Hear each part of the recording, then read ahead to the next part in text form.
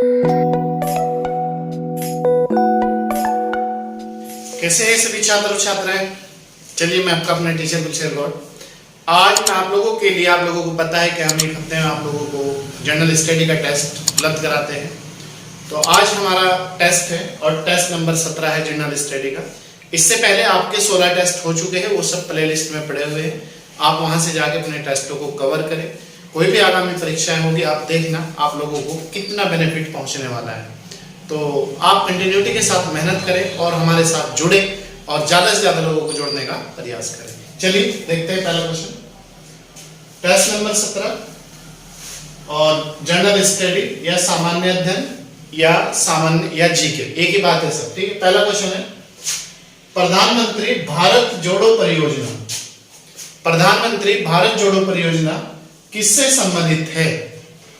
राजमार्गों के विकास, जो नेशनल हाईवे है, नेशनल हाईवे या फिर राज्य स्तरीय स्टेट हाईवे, एक ही बात है सर, दोनों से। बी सामाजिक एकीकरण, सी नदी जोड़ो, नदियों के जुड़ाव से।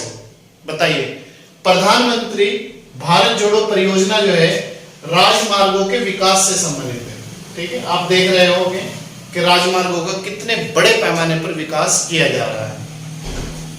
भारत में उच्चतम न्यायालय की स्थापना कब की गई थी? सुप्रीम कोर्ट की स्थापना कब की गई थी? 27 जनवरी 1950, 28 जनवरी 1950, 30 जनवरी 1950। बताइए कब की गई थी? उच्चतम न्यायालय की जो स्थापना की गई थी, ये की गई थी 28 जनवरी 1950, ठीक है। और उच्चतम न्यायालय का जो उल्लेख है वो आर्टिकल 124 में है, ठीक है। और भारत का जो उच्चतम न्यायालय है वो दिल्ली में स्थित है, ठीक। नेक्स्ट है, निम्न में कौन सी समिति का संबंध पंचायती राज से नहीं है? किस समिति का संबंध पंचायती राज से नहीं है? PVN राव समिति, LM सिंघवी समिति, अशोक मेहता समिति, बलवंत राय मेहता समिति। बताइए किसका संबंध पंचायती राज से नहीं है? देखो, LM सिंघवी समिति भी पंचायती राज से है, अशोक मेहता समिति भी पंचायती राज से है और बलवंत राय मेहता समिति भी पंचायती राज से है। अगर कोई नहीं है तो वो है PVN राव समिति, ठीक है। ये पंचायती राज से नहीं है। क्वेश्चन नंबर 4, निम्न में कौन संसद के दोनों सदनों की संयुक्त बैठक की अध्यक्षता करता है? प्रधानमंत्री, राष्ट्रपति, लोकसभा अध्यक्ष या फिर उपराष्ट्रपति। बताइए कौन ज्वाइंट, जो पार्लियामेंट जो ज्वाइंट बैठक बुलाई जाती है उसकी जो अध्यक्षता करता है वो कौन करता है? उसकी जो अध्यक्षता करता है वो करता है लोकसभा अध्यक्ष, ठीक है। संसद के दोनों सदनों की जो बैठक बुलाता है वो राष्ट्रपति बुलाता है। राष्ट्रपति को बुलाने का अधिकार है किस आर्टिकल के तहत? आर्टिकल 118 के तहत, 108 सॉरी, ठीक। नेक्स्ट है, भारत की सबसे बड़ी जनजाति कौन सी है? भारत की सबसे बड़ी जो जनजाति कौन सी है? गोंड, इरूला, पनियर या फिर जौनसारी। बताइए भारत की सबसे बड़ी जनजाति कौन सी है? भारत की जो सबसे बड़ी जनजाति है वो है गोंड। इसे आद जनजाति भी कहा जाता है गोंड को, ठीक है, आद। Question number 6, the man who divided India, the man who divided India पुस्तक के लेखक कौन है? ए मौलाना अबुल कलाम आजाद, डॉक्टर राजेंद्र प्रसाद, रफीक जकारिया या फिर सभी। बताइए कौन है इस पुस्तक के लेखक? इसके लेखक है the man who divide India, Rafiq Zakaria. तो हमारा आंसर हो जाएगा सी, ठीक है। कौन सा आंसर हो जाएगा? सी।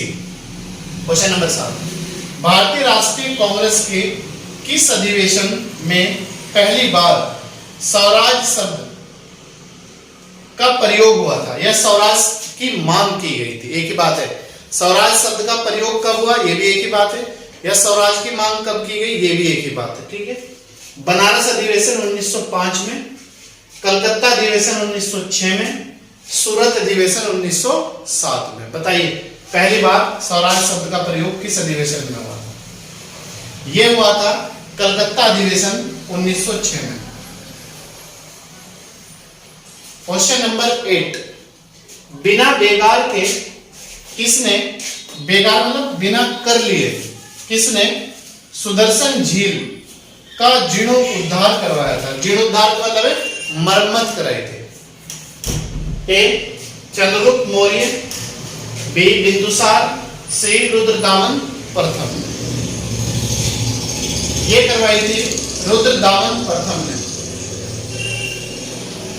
क्वेश्चन नंबर 9, परिशीतक खाद्य परिरक्षण में मदद करता है। परिशीतक मतलब कोल्ड स्टोर, खाने पीने की चीजों में मदद कैसे करता है वो? मतलब खाने पीने की चीजें जैसे सेब है, फ्रूट वगैरह हम कोल्ड स्टोर में लगा देते हैं, सब्जी लगा देते हैं, आलू लगा देते हैं, इस तरह की जो चीजें कुछ भी। तो खाद्य परिशीतक मतलब कोल्ड स्टोर खाद्य परिरक्षण में मदद करता है, जीवाणुओं को मारकर या जीवाणुओं को नष्ट कर। बी जैव रासायनिक अभिक्रियाओं को कम करके। सी एंजाइम क्रिया नष्ट करके। बताइए, ये जो मदद करता है ये करता है जीवाणुओं को नष्ट करके, जो बैक्टीरिया जीवाणु वगैरह होते हैं उन्हें नष्ट कर देता है, तो चीजें सुरक्षित रहती है। ठीक, इसके बाद नेक्स्ट क्वेश्चन नंबर 10 है, निम्न में कौन जैव विविधता के संरक्षण के लिए महत्वपूर्ण रणनीति है? जैव विविधता मतलब बायोडायवर्सिटी के बचाव, संरक्षण का मतलब है बचाव के लिए सबसे महत्वपूर्ण रणनीति है। ए जैव मंडल रिजर्व मतलब जैव मंडल जो है, जैव मंडल रिजर्व उनकी स्थापना की जाए, वनस्पति उद्यानों की स्थापना की जाए, या फिर राष्ट्रीय पार्क बनाया जाए। बताइए, जैव विविधता को बचाने के लिए सबसे महत्वपूर्ण रणनीति जो है वो है जैव मंडलों की स्थापना की जाए, बायोडायवर्सिटी जो है क्षेत्रों की स्थापना की जाए, या बायोडायवर्सिटी पार्कों की स्थापना की जाए।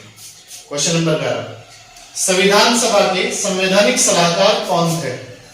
संविधान सभा के संवैधानिक सलाहकार कौन थे? डॉक्टर भीमराव अंबेडकर को किसने संविधान उस पे सलाह, एडवाइजरी बॉडी पे सलाह दी थी? Doctor Sachchidananda Sinha, K M Munshi, B N Rao. बताइए कौन थे? संविधान सभा के जो संवैधानिक सलाहकार थे वो थे B N Rao. C answer हो जाएगा। ठीक, क्वेश्चन नंबर 12, निम्न में कौन एक संवैधानिक संस्था नहीं है? संवैधानिक मतलब संस्था जिसका संविधान में उल्लेख नहीं है। ए वित्त आयोग, चुनाव आयोग, लोक सेवा आयोग। बताइए कौन सी एक संवैधानिक संस्था नहीं है? इसमें जो संवैधानिक संस्था नहीं है वो है वित्त आयोग। वित्त आयोग का उल्लेख कहीं भी संविधान में नहीं किया गया है। बाकी चुनाव आयोग का भी उल्लेख है और लोक सेवा आयोग का भी उल्लेख है। नेक्स्ट है, कौन सा अनुच्छेद राज्य सरकारों को ग्राम पंचायतों के संगठनों के लिए निर्देश देता है? कौन सा अनुच्छेद राज्य सरकारों को ग्राम पंचायतों के संगठनों के लिए निर्देश देता है? अनुच्छेद 32, अनुच्छेद 40, अनुच्छेद 44। बताइए कौन सा वो है? ग्राम पंचायतों के जो संगठन या स्थापना की बात करी गई है वो आर्टिकल 40 में की गई है, और ये आर्टिकल जो 40 है ये नीति निर्देशक तत्व है। नीति निर्देशक तत्व राज्य सरकार को निर्देश दिए गए हैं, ये राज्य सरकार के ऊपर निर्भर है वो क्या करे या ना करे। और ग्राम पंचायतों की जो स्थापना है, संगठन का जो अधिकार है वो राज्य सरकार को है। ठीक है, नेक्स्ट, किस देश में उसके भौगोलिक क्षेत्र का उच्चतम वन पाए जाते हैं? किस देश में उसके भौगोलिक क्षेत्र का उच्चतम वनाच्छादित है, मतलब उसका जो वो है सर्वाधिक वन पाए जाते हैं? चीन, भारत, इंडोनेशिया या फिर जापान? बताइए भौगोलिक क्षेत्र का उच्चतम वन पाए जाते हैं, यह है Indonesia. Question number next, Ram Setu शुरू होता है, मतलब जो राम सेतु पुल है या राम सेतु स्थान है वो कहां से शुरू होता है? धनुष कोदी से, मंडपम पे, पंबन से या फिर रामेश्वरम से? बताइए कहां से शुरू होता है? ये शुरू होता है राम सेतु धनुषकोडी से। ठीक है, ए आंसर हो जाएगा। क्वेश्चन नंबर 16, विश्व में कहवा उत्पादन में, कहवा मतलब कॉफी में प्रतिशत की दृष्टि से प्रथम स्थान पर है। कहवा उत्पादन में प्रतिशत की दृष्टि से पहला स्थान किस देश का है? Bharat, Brazil, Indonesia? बताइए किसका प्रथम स्थान? ये सबसे अधिक कहवा की खेती करने वाला ब्राजील विश्व में पहले स्थान पर है। ठीक है। क्वेश्चन नंबर 17, 2011 की जनगणना के अनुसार किस केंद्र शासित प्रदेश की महिला साक्षरता दर अधिकतम है? कौन सा ऐसा केंद्र शासित प्रदेश है जिसकी महिला साक्षरता दर सबसे ज्यादा है? पुडुचेरी, चंडीगढ़, दमन एवं दीव या फिर लक्षद्वीप? बताइए। यह है लक्षद्वीप की, जो केंद्र शासित प्रदेश लक्षद्वीप है, इसकी महिला और पुरुष दोनों साक्षरता दर सभी केंद्र शासित प्रदेशों में सबसे ज्यादा है। क्वेश्चन नंबर 18, एक दंत चिकित्सक जो दांतों का डॉक्टर होता है, उसकी दांतों की जांच के लिए किस दर्पण का या किस शीशे का प्रयोग करता है? बताइए। एक दंत चिकित्सक दांतों की जांच के लिए किस दर्पण का प्रयोग करता है? अवतल, उत्तल या फिर समतल? बताइए किस दर्पण का प्रयोग करता है? यह करता है एक दंत चिकित्सक अवतल दर्पण का प्रयोग, अवतल दर्पण का प्रयोग। क्वेश्चन नंबर 19, ध्वनि का मात्रक जो ध्वनि है वो किससे मापी जाती है? ए डेसिबल से, वॉल्ट से, सेंटीमीटर से या फिर एम्पियर से? बताइए ध्वनि का मात्रक क्या है? डेसिबल, वोल्ट, सेंटीमीटर या फिर एम्पियर? ध्वनि का जो मात्रक होता है वो होता है डेसिबल। ध्वनि जो है डेसिबल से मापी जाती है। वोल्ट से लाइट, विद्युत, सेंटीमीटर से आपकी जमीन वगैरह या फिर कपड़ा वगैरह, और एम्पियर से भी विद्युत धारा ही मापी जाती है।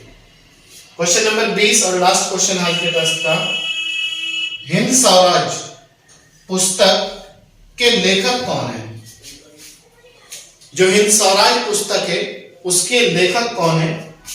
गांधी, जवाहरलाल नेहरू या फिर सरदार पटेल?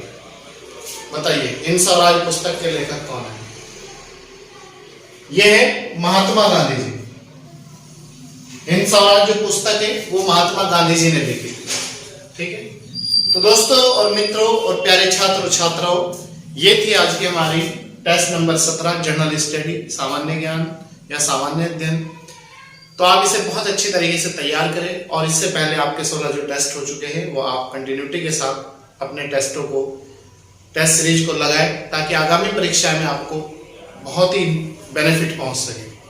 चलिए मिलते हैं आपसे नेक्स्ट वीडियो के साथ, नेक्स्ट क्लास के साथ। अगर आप हमारे YouTube चैनल पर नए हैं तो सब्सक्राइब कर लीजिएगा और लाइक शेयर जरूर कीजिएगा, और अगर पुराने हैं ज़्यादा से ज़्यादा शेयर कीजिएगा और लाइक कीजिएगा। चलिए, थैंक यू।